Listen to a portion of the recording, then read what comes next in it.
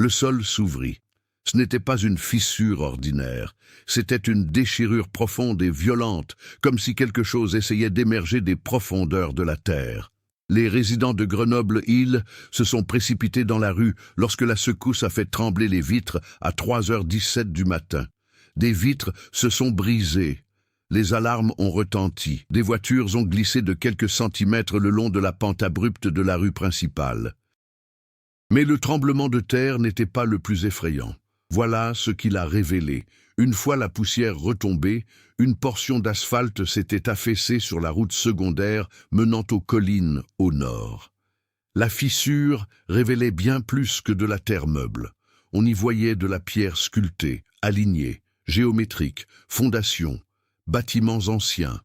Et parmi les décombres mis au jour, quelque chose qui n'aurait pas dû être là, une plaque métallique corrodée. Les lettres restent lisibles. Saint-Véran, 1959. Mais Saint-Véran ne s'y trouvait pas. Ou plutôt, Saint-Véran n'existait plus. Officiellement, il n'a jamais existé à cet endroit. Les archives municipales ne contenaient qu'une vague mention. Village rural évacué, en raison d'un risque géologique. Population relogée. Pas de nom, pas de liste, pas de photos. Aucun décès n'a été enregistré. 52 résidents. Personnes disparues, sans corps. Aucun survivant. Sans explication. Et maintenant, 50 ans plus tard, la Terre avait décidé de rendre l'appareil. Alors que les équipes d'urgence bouclaient la zone, un détail rendait le silence encore plus pesant. Entre les fondations, parfaitement conservées sous la terre compactée, se trouvait l'entrée d'un sous-sol. La porte était intacte, fermée de l'intérieur, et quelqu'un, ou quelque chose, avait griffé le bois. De l'intérieur vers l'extérieur.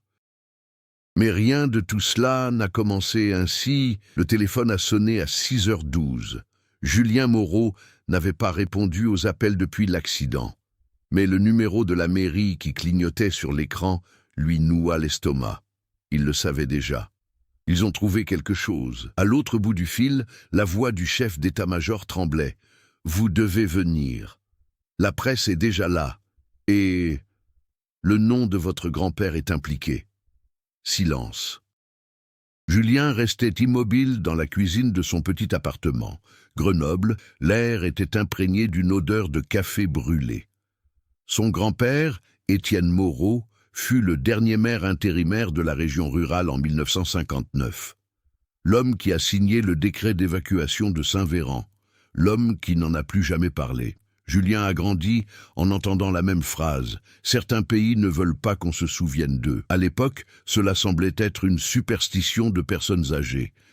50 ans après la disparition de 52 personnes, le nom de Moreau refait surface dans les journaux. Et Julien n'était pas qu'un simple petit-fils. Il était géologue, spécialiste de l'instabilité sismique. Et il était le seul dans la région à pouvoir fournir une explication technique plausible de ce que le tremblement de terre avait révélé, ou que cela puisse prouver qu'il n'y a absolument aucune explication technique. À son arrivée dans la zone bouclée, les caméras étaient déjà en place. Les journalistes échangeaient des hypothèses à voix basse. L'un d'eux a crié « Julien, ton grand-père savait-il ce qui se cachait sous cette terre ?» La question a frappé comme une pierre. Il n'a pas répondu, mais il vit quelque chose qui lui glaça le sang. L'enseigne rouillée portant l'inscription « Saint-Véran, 1959 » reposait sur une table improvisée. Et à côté d'elle, une boîte métallique récemment retirée du sous-sol, laitue, avec les anciennes armoiries municipales, les mêmes armoiries que celles figurant sur les documents signés par son grand-père. Le chef de l'équipe de secours s'est approché. « Vous devez voir ça. » Ils sont descendus avec des lampes de poche. L'entrée du sous-sol exhalait un air stagnant, trop sec pour un espace qui était resté enfoui pendant des décennies, rien de plus. Aucune infiltration. C'était comme si le temps s'était suspendu à l'intérieur. Au centre de la pièce se trouvait une table, 4 chaises et 52 marques griffées sur le mur, dénombrées, soigneusement. Julien sentit son cœur s'emballer, 5 risques regroupés, puis 5 autres, puis 5 autres, jusqu'à mes 52 ans. Mais il n'y avait pas de corps, pas intelligent, même pas des vêtements, Rien, comme si 52 personnes avaient attendu là. Et puis, elle a tout simplement cessé d'exister. Plus tard, dans la matinée, un SUV noir s'est garé près de la zone bouclée. Claire Dumas était une descendante de là, historien d'investigation, auteur d'un livre controversé sur les archives disparues dans la France rurale, et quelqu'un qui avait déjà tenté, il y a des années, de prouver que Saint-Véran n'avait jamais été simplement évacué. Elle s'approcha de Julien d'un regard perçant. « Je savais qu'un jour cela reviendrait. »« Tu ne sais rien, » répondit-il. Elle pencha la tête. « Votre grand-père a effacé des documents. J'ai constaté des incohérences, mais maintenant, nous avons des preuves matérielles. » Elle a désigné le sous-sol. « Ce n'est pas une évacuation, Julien, c'est un confinement. » Le mot planait dans l'air. Confinement. Julien sentit quelque chose se briser en lui, car un vieux souvenir, presque oublié, lui revint en mémoire. Il avait 7 ans lorsqu'il a trouvé une photographie déchirée dans le tiroir de son grand-père. On y voyait un groupe d'habitants souriant devant une église simple. Au verso, une seule phrase manuscrite. « Il me faisait confiance. » Signé Étienne. Quelques heures plus tard, en examinant la boîte métallique retirée de la cave, Julien remarqua quelque chose d'étrange. Le seau était intact, mais la serrure était à l'intérieur. Quelqu'un avait refermé la boîte après y être entré. C'était impossible. L'équipe l'a ouvert avec précaution. À l'intérieur, il y avait une carte topographique détaillée de la région, un rapport sismique incomplet, une liste de 52 noms, et une dernière remarque écrite à la hâte, « Si la faille s'ouvre, ne les laissez pas monter. » Julien a relayé. Ne les laissez pas monter, grimper d'où? Depuis le sous-sol, depuis les souterrains, ou quelque chose d'encore plus profond? Claire le regardait. Vous savez ce que cela signifie, n'est-ce pas? Il n'a pas répondu. Mais pour la première fois, il envisagea la possibilité qu'il avait toujours rejetée. Peut-être que votre grand-père n'a évacué personne. Il aurait arrêté 52 personnes là-bas. Pourquoi? Protection, expérience, sacrifié? Et plus inquiétante encore, si personne ne sortait du sous-sol, où étaient les corps? La presse a commencé à diffuser la nouvelle. Ville fantôme enfouie, complot municipal, massacre caché. Mais le véritable danger n'était pas encore apparu, car cette même nuit, des capteurs sismiques ont détecté des micro-tremblements provenant directement de sous l'ancien sous-sol, non naturel, rythmique, comme des rythmes, de bas en haut. Les micro-tremblements ont commencé à 22h41. Julien se trouvait dans le laboratoire mobile, installé près des fondations, lorsque le graphique sur l'écran a commencé à pulser. Il ne s'agissait pas d'un schéma tectonique. C'était rythmé. 3 brèves impulsions. Cassé. 2 longues impulsions. Cassé. Répétition. Claire s'est rapprochée de l'écran. Est-ce que c'est du code? Julien n'a pas répondu immédiatement. Mais il l'a reconnu, Morse. Il ouvrit rapidement un tableau sur la tablette. Traduit. Ist, il l'a répété. Isté. Claire fronça les sourcils. Est-ce que cela signifie quelque chose? Julien sentit un frisson lui parcourir l'échine. IST était un ancien acronyme pour Service technique d'inspection, un organisme expérimental qui a brièvement existé en France à la fin des années 1950, lié aux essais de stabilité des structures souterraines. Officiellement, sa production a été arrêtée en 1960. Officiellement, il n'a jamais exercé d'activité dans cette région. Quelqu'un essaie de faire passer un message, a-t-il déclaré. Claire murmura, ou quelque chose comme ça. Avant qu'il puisse réagir, une nouvelle secousse secoua le sol. Cette fois-ci, la fissure s'est élargie de quelques centimètres, et quelque chose est sorti d'elle. Un morceau de bois, à l'encre rouge. Julien le ramassa avec précaution. Des mots étaient écrits à la main. Ce n'était pas pour nous protéger. Son écriture était différente de celle de son grand-père. Il était plus jeune, plus ferme. C'est récent. Très récent. Comme quelque chose qui a été écrit il y a des jours. Mais cette affaire était restée enfouie pendant 50 ans. Comment cela pourrait-il être récent? À 2 heures du matin, les capteurs se sont éteints automatiquement. Il n'y a pas eu de coupure de courant dans la ville, uniquement dans cette zone. Lorsque l'équipe est retournée au sous-sol, avec des lampes de poche, quelque chose avait changé. Les 52 marques sur le mur étaient désormais 53. Julien a compté 2 fois. Claire en a compté 3. Un nouveau risque est apparu. Il reste encore de la poussière de plâtre sur le sol, récent. C'est impossible, murmura l'un des pompiers. Julien passa la main sur la marque. La surface était encore rugueuse. Ce n'était pas une fissure naturelle. Il était rayé, comme de l'intérieur. La porte du sous-sol restait verrouillée de l'intérieur. Aucune preuve d'intrusion, aucune empreinte, pas de tunnel supplémentaire, rien. Mais quelqu'un ou quelque chose avait ajouté un risque. S'il y avait 52 personnes disparues, qui était le 53e? Et pourquoi est-ce apparu maintenant? Claire a passé les premières heures de la matinée à parcourir des fichiers numérisés. À 4h13 du matin, elle a trouvé quelque chose. Un document jamais publié officiellement. Ancienne classification, signé par un ingénieur affilié à STI. Le nom, Marcel Duvant. Le rapport mentionnait Saint-Véran, mais pas sous forme de village, comme dans Zone d'observation 7. Extrait final, événement de résonance détecté sous la faille. La population locale a présenté un comportement collectif atypique après l'exposition. Recommandation. Confinement immédiat. Julien sentit son estomac se nouer. Exposition à quoi? Claire roulait son corps. Il manquait une page, supprimée. Mais une ligne restait en bas. Si la fréquence dépasse la limite, ils tenteront de revenir. Julien prit une profonde inspiration. De revenir d'où? À ce moment-là, une autre micro-tremblement, plus fort, et cette fois, cela ne venait pas seulement d'en bas, cela venait du côté, comme si quelque chose bougeait sous la terre, pas vertical, horizontal, diffusion. Julien retourna dans l'appartement de son grand-père, qui était vide depuis son décès. Il n'a jamais eu le courage de toucher à ces vieux objets, jusqu'à maintenant. Au fond d'un tiroir, il trouva un magnétophone, fonctionnement.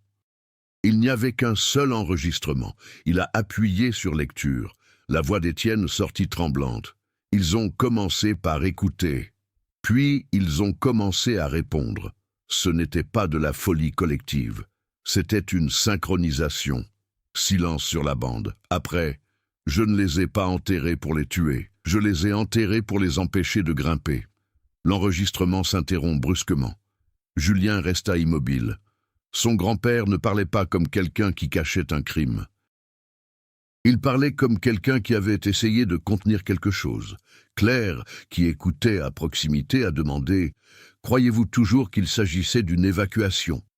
Julien n'a pas répondu, parce que quelque chose n'allait pas. L'enregistreur était poussiéreux, mais la bande adhésive semblait neuve, comme s'il avait été récemment remplacé. Qui aurait pu faire ça? Et pourquoi? Le lendemain matin, à 6h27, l'un des techniciens de l'équipe n'a pas répondu à l'appel. Son nom, Thomas Ray. Dernière position connue, à l'intérieur du périmètre isolé. Les caméras ont capturé quelque chose de troublant. Thomas était seul près de la crevasse, le regard fixé intensément vers le bas. Propriété, comme s'il écoutait quelque chose. Puis, lentement, il s'agenouilla. Il a glissé sa main dans la fissure, et elle sourit. Puis le sol s'est encore un peu dérobé sous ses pieds, et il s'est simplement glissé à l'intérieur. Pas de cri, sans résistance. L'équipe a couru, mais l'ouverture était partiellement fermée. Aucune trace, personne, aucun son. Claire regarda Julien. 54. Il déglutit difficilement. Car à ce moment précis, quelqu'un a de nouveau compté les marques sur le mur du sous-sol, et il y avait 54 risques. Pas 53, 54. La nouvelle évaluation des risques était encore en cours de finalisation. La poussière continuait de tomber, mais il n'y avait personne à l'intérieur. Et la porte était toujours verrouillée de l'intérieur. La tension actuelle n'est pas seulement historique, c'est un cadeau. Des gens disparaissent à nouveau, et quelque chose est actif sous cette terre. La zone a été bouclée à la hâte par le gouvernement régional.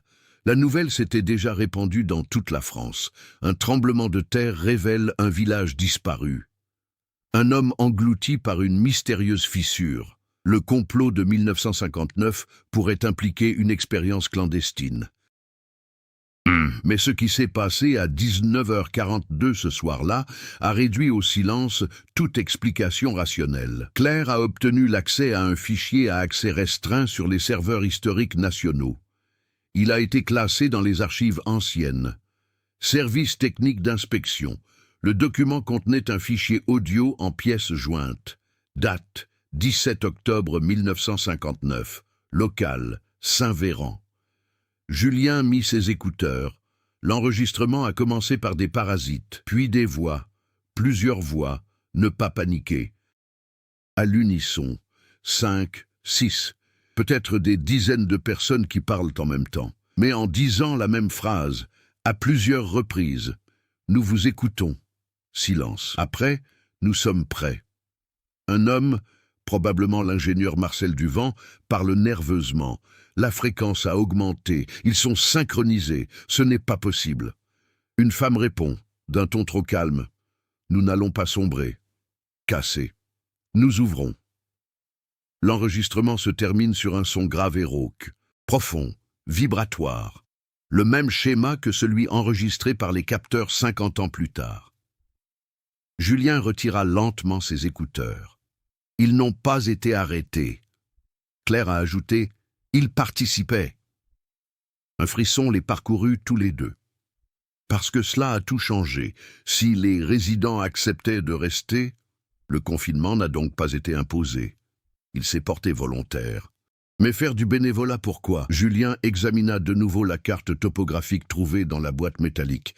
Il y avait une marque circulaire sous l'ancien centre du village, avec note technique. Zone de résonance. Il l'a superposée à des données sismiques modernes. La faille tectonique ne passait pas directement sous Saint-Véran. Elle esquivait, comme pour contourner quelque chose, comme s'il y avait une masse d'une autre nature là-dessous, dense, non naturelle. Claire le regarda. « Tu penses la même chose que moi ?» Julien prit une profonde inspiration. Ce n'est pas qu'un simple sous-sol. Il a agrandi le modèle tridimensionnel. Sous le sous-sol se trouvait une cavité, beaucoup plus grand, profond, artificiel, avec une structure régulière. Il ne s'agissait pas d'un effondrement, c'était de l'architecture. Il y avait toute une structure souterraine, et elle ne s'est pas effondrée.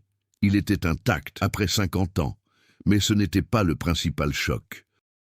L'impact réel s'est fait sentir quelques minutes plus tard. Julien a reçu un appel urgent de la police régionale. Claire faisait l'objet d'une enquête, pas en tant que journaliste, mais comme une suspicion. L'entraîneur disparu, Thomas Ray, avait échangé des messages avec elle quelques jours avant le tremblement de terre. Elle connaissait l'emplacement exact de l'ancien village. Je savais qu'il y avait quelque chose. Je le savais avant toute annonce publique. Julien se tourna vers elle. « Saviez-vous que le sol allait s'effondrer ?» Claire garda le regard fixe. « Je savais qu'il y avait quelque chose d'enfoui. »« Est-ce vous qui avez causé cela ?» Elle hésita. Une seconde. « Petit. Mais ça suffit. J'ai financé une étude indépendante sur les micro-vibrations dans la région. » L'air devint lourd. « Tu as encouragé l'échec, » dit Julien d'une voix à peine audible. « Je voulais simplement que la vérité éclate. Et maintenant, quelqu'un a disparu. » Claire répondit doucement. Ils attendaient. Silence. La confiance entre les deux a été rompue à ce moment précis. Mais il y avait pire encore. À 22h03, un autre fichier a été déverrouillé. Une vieille vidéo. Restauration numérique. On y voyait les habitants rassemblés sur la place du village. Julien reconnut le visage de son grand-père. Plus jeune, tendu, il s'adressait à la foule. Aucun son. Mais Claire étira ses lèvres, lecture labiale. Il a dit « Ce n'est pas Dieu. Cassé. C'est une question de fréquence. La caméra pivote. Elle représente le sol de la place. Il y a une ouverture métallique circulaire à cet endroit. Ce n'est pas naturel. C'est une trappe. Un des habitants s'approche d'elle. Sourire, et ça descend. Un par un. Sans résistance. Sans peur. 52 personnes descendent volontairement dans le métro. La dernière image montre Étienne fermant l'écoutille. Pleure. Fondu au noir. Julien sentit ses jambes flancher. Votre grand-père n'a arrêté personne. Il a essayé d'empêcher quelque chose. Claire murmura « Ils ont choisi de partir ». Mais pourquoi? Qu'est-ce qui pourrait convaincre tout un village de descendre volontairement sous terre? Et plus inquiétant encore, s'ils sont descendus de leur propre chef, pourquoi les griffures sur la porte du sous-sol indiquaient-elles une tentative d'évasion? Quelque chose a changé là-bas. Et ce n'était pas le cas en 1959, c'était à l'instant. Car à ce moment précis, les capteurs ont enregistré le pic le plus élevé jusqu'à ce point. La fissure s'est encore élargie et un son résonna à l'intérieur. Ce n'était pas une secousse, ce n'était pas une roche qui se brisait, c'était une voix, faible, collectif, venant des profondeurs. Et pour le dire clairement, il est temps. Le risque actuel n'est pas historique, ce n'est pas politique, il est actif. Quelque chose s'éveille sous Saint-Véran, et peut-être ne dormait-il jamais. Avant de passer à la suite, pression, continue et fausse sécurité, je dois confirmer. Souhaitez-vous que l'explication aille plus loin et aborde les points suivants? 1. Phénomène scientifique extrême et plausible. 2. Complot gouvernemental impliquant une expérience de fréquence. 3. Une horreur quasi surnaturelle liée à la conscience collective. Ou préférez-vous maintenir l'ambiguïté jusqu'à la fin? Nous continuons. Parfait.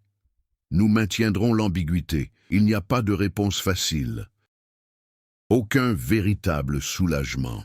Nous entrons maintenant dans la phase la plus dangereuse du récit. Le lendemain matin, le gouvernement régional a pris le contrôle total de la zone. Des équipes militaires sont arrivées discrètement.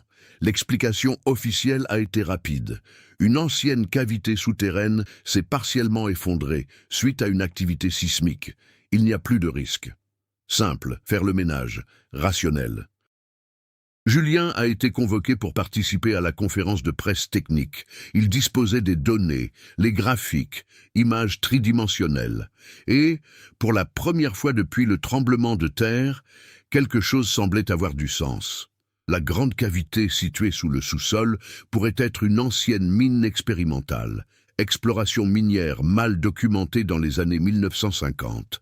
Instabilité structurelle possible, des micro-tremblements explicables. La disparition de Thomas? Accident géologique. Tragique, mais c'est possible. La conférence de presse était convaincante. Les médias ont commencé à ralentir. Le récit semblait se stabiliser. Claire est restée silencieuse tout au long du processus. Lorsqu'ils sont sortis de la tente principale, elle a demandé « Vous croyez cela ?» Julien a mis un certain temps à répondre. C'est cohérent. Cohérent ne signifie pas vrai. Mais à ce moment-là, quelque chose a changé. Les micro-tremblements ont cessé. Complètement. Aucune vibration, pas de pouls, aucun plantage. Le sol resta immobile, silencieux, comme s'il avait obtenu ce qu'il voulait. Et maintenant, reposez-vous. Pendant 2 heures. Dans l'après-midi, une équipe est descendue dans la crevasse élargie avec du matériel d'exploration. Cette fois, ils étaient préparés. Câbles de sécurité, drones, caméras.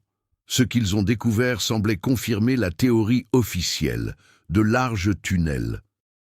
Anciens renforts métalliques, structures artificielles, et au centre de la chambre principale, une structure circulaire, pas de porte, pas de fenêtre, comme un cocon de béton. Mais il n'y avait pas de corps, pas intelligent, même pas des vêtements, aucune trace de présence humaine, comme si personne n'y était jamais allé auparavant. Julien regardait la retransmission en direct. Son cœur ralentit pour la première fois depuis le tremblement de terre. C'était peut-être ça. Peut-être les habitants étaient-ils descendus pour participer à une expérience sismique. Il y a peut-être eu un problème. Peut-être les corps ont-ils été enlevés il y a des décennies. Peut-être que tout était humain, explicable, fermable. L'équipe a installé des capteurs internes. Rien. Aucune vibration, aucun signal thermique, aucune anomalie. Claire croisa les bras. « C'est trop calme. » Julien répondit, presque avec colère. « Vouliez-vous qu'il y ait des monstres ?» Elle n'a pas répondu. Car à ce moment-là, la radio a émis un sifflement. Et l'un des explorateurs parla d'une voix déformée. « Nous avons trouvé quelque chose sur le mur intérieur. » La caméra a effectué un zoom avant. Il y avait des inscriptions, aucune rayure, aucune fissure. Inscriptions organisées, 5 lignes, répétées autour de la structure circulaire. Julien a agrandi l'image. Il lisait à voix basse. Ce n'est pas du son, ce n'est pas une voix, c'est à l'intérieur, répété des dizaines de fois. Écrit par différentes mains, différentes calligraphies, mais avec le même message, et au centre du mur, il y avait 52 empreintes de mains, indiquées comme non spécifiques, comme si elles avaient été pressées là, alors que le matériau était encore humide. Mais le béton datait d'avant 1959. Comment ont-ils pu la façonner ? À 18h11, le contact avec l'équipe souterraine a été perdu. Il n'y a pas eu de secousse, il n'y a pas eu d'effondrement. Le signal a tout simplement disparu. Cap intact, structure stable. Quand ils ont tiré sur les lignes de sécurité, ils ont été coupés. À l'intérieur, toute l'équipe avait disparu. 5 personnes. Aucun cri n'a été enregistré, pas d'image finale. Le dernier enregistrement ne montrait que le mur avec les empreintes de main, et un détail que personne n'avait remarqué auparavant. Il y avait une nouvelle marque, une main plus petite, nouvellement imprimée. C'était comme si le béton était redevenu malléable. Julien ressentit le manque. « Ce n'est pas de la géologie. » Claire répondit d'un ton presque chuchoté. « Je vous avais prévenu. » Le nombre de personnes disparues s'élevait désormais à 59. Et, comme prévu, quelqu'un est descendu en courant à la vieille cave pour décrire les inscriptions. Il y avait 59 risques. Le dernier était encore en train d'être rayé. Lentement, seul, le gouvernement a changé de discours. La zone n'est plus considérée comme instable. Son accès a été restreint pour des raisons de sécurité nationale. Les médias ont été mis à l'écart, signal bloqué, mais pas assez vite. L'une des vidéos de la diffusion clandestine avait été sauvegardée, et ça a fui. Des images des 52 mains ont circulé sur les réseaux sociaux. En quelques heures, Saint-Véran est devenu le sujet de conversation le plus en vogue en France. Les théories ont explosé. Cultes anciens, expériences militaires, conscience collective, portail sismique. Julien a reçu des menaces. Accusations. Ils ont traité son grand-père de meurtrier. Ils l'ont qualifié de complice. Claire est elle aussi devenue une cible. Mais elle semblait moins surprise. Il fallait que cela soit révélé. Julien a explosé. 5 personnes ont disparu. Elle a répondu fermement. De toute façon, 5 d'entre eux auraient disparu. Comment savez-vous ? Silence. Elle soutint son regard. Parce qu'ils finissent toujours par retomber dans leur travers. Julien sentit à nouveau quelque chose se briser. « Vous en savez plus que vous ne le laissez paraître. » Elle détourna le regard pour la première fois. « J'ai trouvé des enregistrements provenant d'autres zones. » Son cœur s'emballait. « Autres ?» 3 cas similaires, entre 1956 et 1962, tous archivés, tous impliquant de petites communautés. Et elle prit une profonde inspiration. Dans tous les cas, l'activité a cessé après avoir atteint un certain nombre. Julien s'est figé. « Quel numéro ?» Claire répondit presque sans voix. « 63. » Le nombre actuel était de 59. 4 personnes étaient portées disparues. À minuit, de nouvelles micro-tremblements ont commencé, plus forts qu'avant. Mais, désormais, ils ne provenaient plus seulement de la zone isolée. Des capteurs ont enregistré des vibrations sous la périphérie de Grenoble, rythmiques, comme si quelque chose se dilatait. Julien a analysé le modèle. C'était le même code, STI. Répété, mais avec un ajout. Il y avait maintenant 3 autres panneaux. Il a traduit. Rue, Claire s'approcha. Droite, Julien a ajouté. Retour. Retour. Les vibrations se propageaient hors de la zone d'origine. S'il frappait une zone urbaine, le chaos s'ensuivrait immédiatement. Le gouvernement préparait une évacuation silencieuse, mais cela pourrait déclencher une panique nationale. Julien fixait l'écran. 63. 4 personnes étaient portées disparues.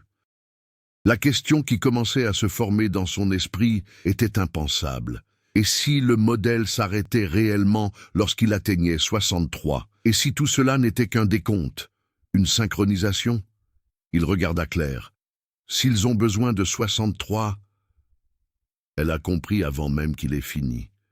Vous suggérez que quelqu'un se porte volontaire. Un silence pesant. Dehors, le sol vibra de nouveau, plus fort. Une vitre s'est brisée, un lampadaire légèrement incliné. 3 personnes étaient portées disparues, car à ce moment précis, un autre technicien a disparu du périmètre. Aucun témoin, silencieux. 60. Julien sentait le poids de cette décision lui écraser la poitrine.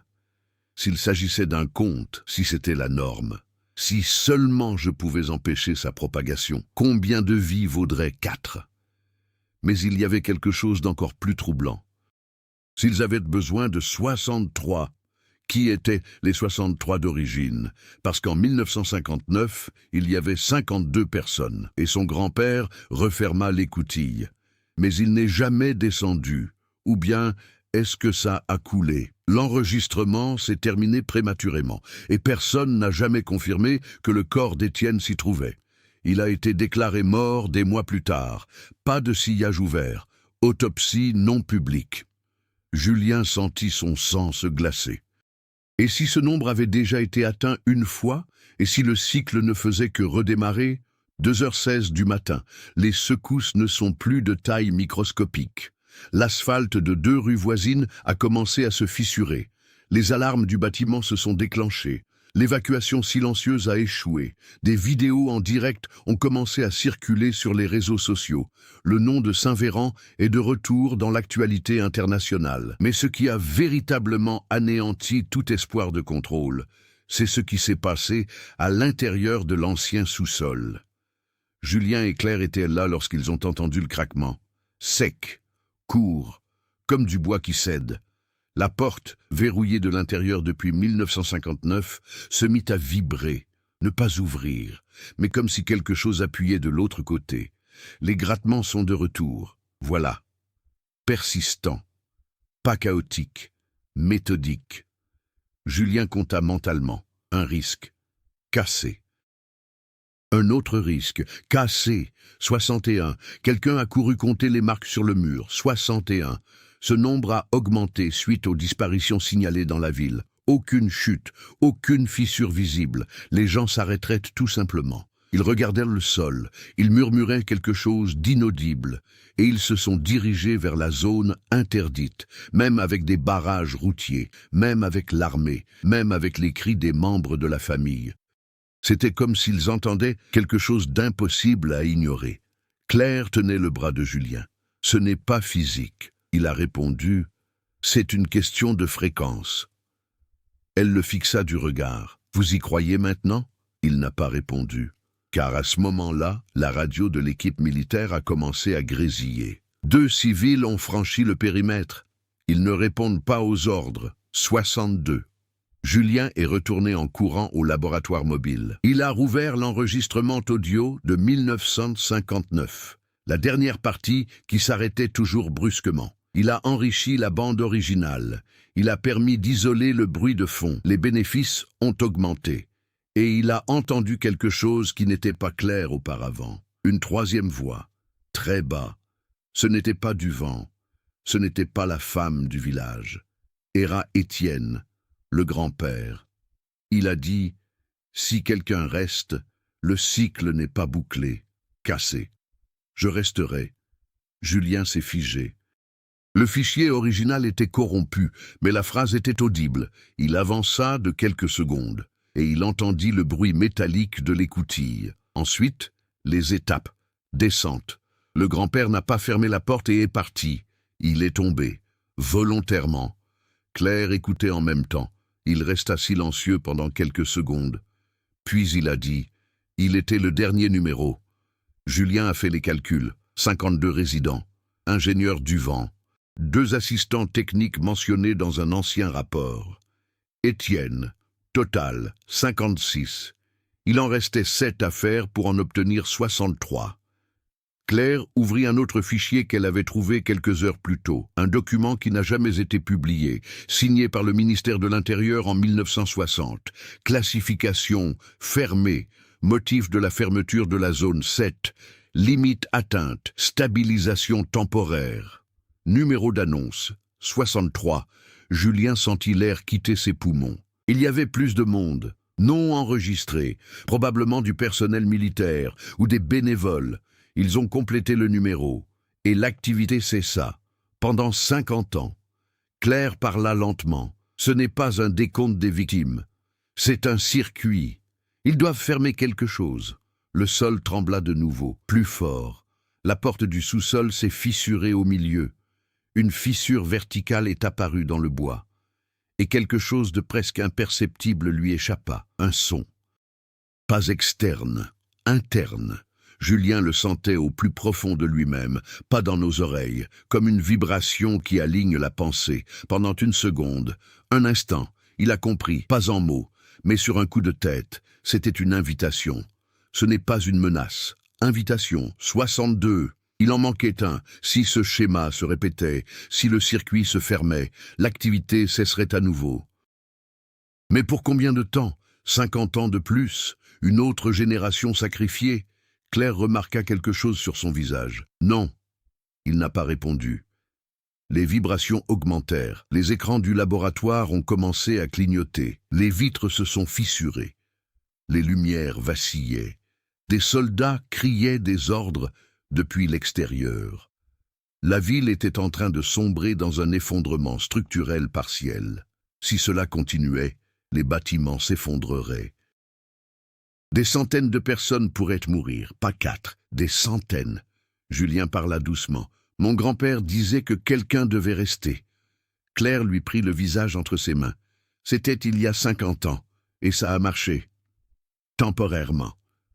Un silence pesant. La radio a diffusé un autre message. Un autre civil s'approche de la crevasse. Nous ne pouvons pas l'arrêter. 63. Julien ferma les yeux. Il attendit que la secousse cesse. Mais cela ne s'est pas arrêté. Les vibrations augmentèrent, plus intenses, plus rapides. Claire murmura « Ça n'a pas fermé ». Julien ouvrit lentement les yeux. Parce que ce n'est pas n'importe qui. La compréhension fut comme une lame. Ce n'était pas un nombre. Il s'agissait d'un schéma précis. Les 63 de 1959 étaient synchronisés, en lien avec l'exposition initiale. Désormais, les nouvelles disparitions étaient aléatoires. Le circuit ne se fermait pas. Il avait besoin de quelqu'un ayant un contact direct, quelqu'un de la lignée originale. Claire s'en est rendu compte au même moment. Toi, le sol s'ouvrit d'un autre centimètre. La fissure dans la porte du sous-sol s'est élargie. Un souffle chaud s'échappa de sa bouche. Aucune odeur de décomposition, aucune odeur de terre, quelque chose de métallique, comme l'ozone. Julien ressentit l'appel avec encore plus de force. Ce n'était pas une voix, c'était un problème d'alignement. Comme si ses pensées étaient entraînées dans un rythme extérieur. Claire lui tenait la main. Si vous tombez, il n'y aura peut-être pas de retour. Il a répondu, peut-être que cela n'a jamais existé.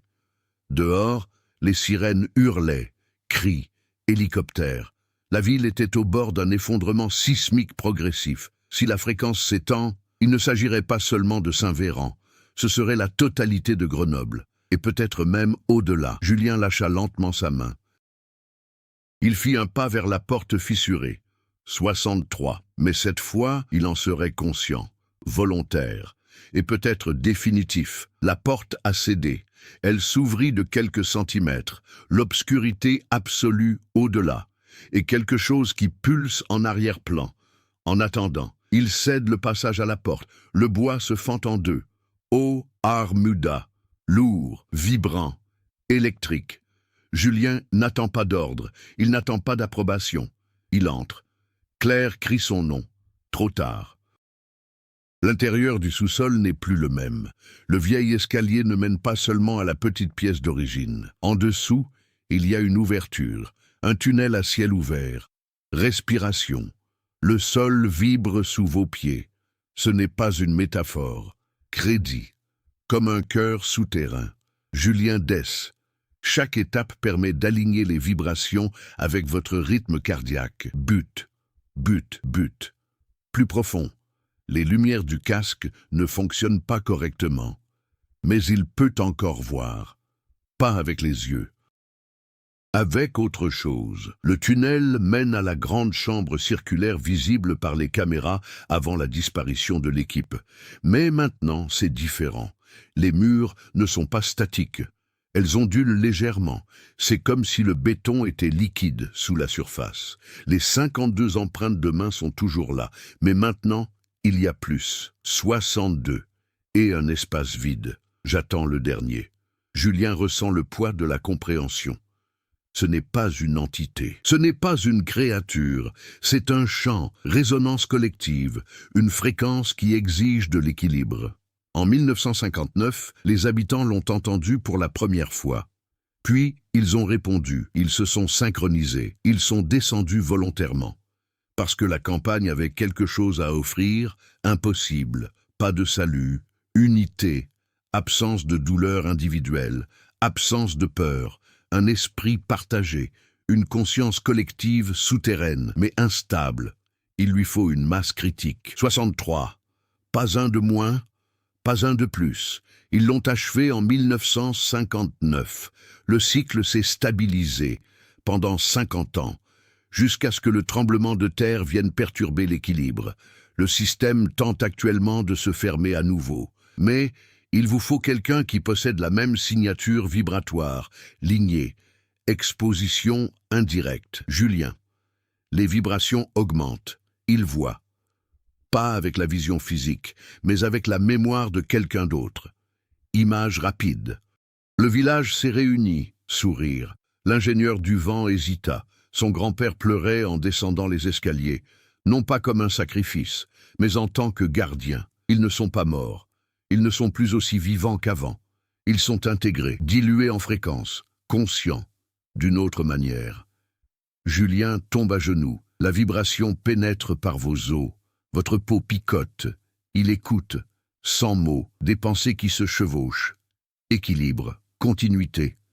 La douleur cessera. Il comprend le risque. Si le circuit n'est pas fermé, le chant s'étendra, cherchant à compléter le motif. Ville, région, peut-être un pays, non par malice, en raison des lois de la physique, par résonance. Claire apparaît à l'entrée de la chambre, criée. Sa voix semble lointaine, déformée. Julien fixe le mur, pour la dernière marque vide. Il pose la main sur le béton. C'est doux, chaud, comme de la chair crue sous la surface. Il hésite. Une seconde. Il voit le visage de son grand-père dans ses souvenirs. Si quelqu'un reste, le cycle n'est pas bouclé. Il comprend maintenant. Rester ne signifie pas mourir. Cela signifie intégrer. Mais cela signifie aussi ne plus jamais redevenir un individu. Il regarde Claire. Elle comprend. J'ai les larmes aux yeux. Non. Il répond d'un simple regard. Gratitude. Adieu. Il appuie sur sa main. Le béton cède. Coulé. Les vibrations explosent. Lumière blanche. Je suis là. Aucune douleur. La ville en amont tremble violemment. Les fenêtres tombent en panne. Les gens crient. Et puis, silence absolu. Pas progressiste. Instantané. C'est comme si quelqu'un coupait l'alimentation d'un moteur géant. Dans la chambre souterraine, la paroi se durcit. 63 mains marquées. Immobilier. Parfait. Claire court vers l'endroit où se trouvait Julien. Mais il n'y a pas de corps. Il n'y a pas de vêtements. Il n'y a aucune trace. Juste la nouvelle empreinte de main. Encore chaud. La vibration a disparu. Complètement. Réinitialisation des capteurs. Les micro-tremblements cessent. Le sol se stabilise. Comme en 1960. Le cycle est bouclé. Mais cette fois, il y avait un témoin. La zone est bouclée de façon permanente. Le gouvernement déclare que ce phénomène géologique rare est stabilisé, mais il ne peut pas tout contenir, parce que Claire avait déjà téléchargé les fichiers automatiquement. La vidéo date de 1959. Le son a été rétabli, les images de la caméra avec les mains. Et le dernier enregistrement du moment de l'effondrement sismique brutal. Le monde voit. Le hashtag Belle63 attire l'attention internationale. Les théories se multiplient. Les scientifiques tentent d'expliquer. Aucun d'eux ne peut se reproduire. Personne ne peut le réfuter complètement. le nom de Saint-Véran ne sera plus effacé. Elle sera étudiée, discutée, redoutée. Claire publie un livre quelques mois plus tard. Je ne porte pas d'accusation, je n'accuse pas le gouvernement. Mais le reportage. Preuve à l'appui, avec des fichiers, avec la vérité qui est possible. Elle ne le qualifie pas de surnaturel. On appelle cela un phénomène de résonance collective inconnue. Le livre explose. Traduction, entretien, débats académiques. Mais elle ne mentionne jamais une chose. La nuit, suivant la disparition de Julien, elle est retournée seule au périmètre. Il resta silencieux, et pendant une seconde, il le sentait. Pas dans l'oreille, dans les os. Une légère vibration, écurie, constante. Recherche en cours, je n'appelle pas. Un simple cadeau, comme si l'équilibre était maintenu et protégé. 50 ans plus tard, une petite fissure apparaît sur une route rurale près de Grenoble. Pas grand, quasiment imperceptible. Mais les capteurs captent bien quelque chose. 3 brèves impulsions, 2 longs, cassés, répétition. STI. Si vous étiez à la place de Julien, serait-il tombé? Aurais-je cru que ce solde permettrait d'économiser des milliers? Ou bien aurait-on laissé la propagation se produire? Certains choix ne sont jamais faciles. Et parfois, le plus grand acte de courage n'est pas de lutter contre ce que nous ne comprenons pas. Il s'agit de décider d'y participer. Maintenant, dites-moi, croyez-vous que Saint-Véran était un phénomène scientifique qui n'est toujours pas pleinement compris? Ou bien est-ce quelque chose qui n'aurait jamais dû être réveillé? Je veux lire votre théorie. Suivez-nous et abonnez-vous à notre chaîne. Allons plus loin, car l'histoire ne s'arrête jamais quand le silence commence.